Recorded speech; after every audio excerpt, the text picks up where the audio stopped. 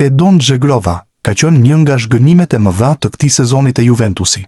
I afruar me bujë si futbollisti që mund të bënte diferencën në krahun e djathtë, ansori i sulmit është kthyer në një zhgënjim absolut, pasi nuk ka regjistruar as gola e as asiste në këtë sezon për t'u haruar të tij dhe të skuadrës. Kjo ka bërë që në një artikull të Gazzetta dello Sport, ai të marrë nofkon Zerova.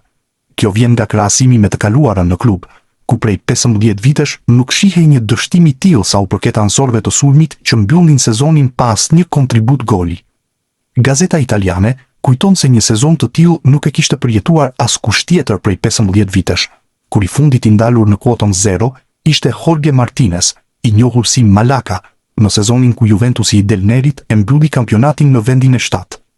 Zhegrova u ble nga Lille për 14,3 milion euro në fundin e merkatos së verës, por nuk ka lënë shenjë, dhe tashmë prej kohësh qarkullojnë zëra se është plotësisht jashtë planeve të Spalletit. Të njëjtat burime tregojnë se trajnerit nuk i pëlqejnë gjërat që ka treguar Zhegrova, si prirja për të qëndruar gjithmonë në hapësirën e tij në krahun e djathtë, kokëfortësia e tij në pritje të topit në këmbë dhe pa aftësia për të mbrojtur. Ndaj, nga Zhegrova, ai u kthye në Zerova, nga një armë taktike në një dështim.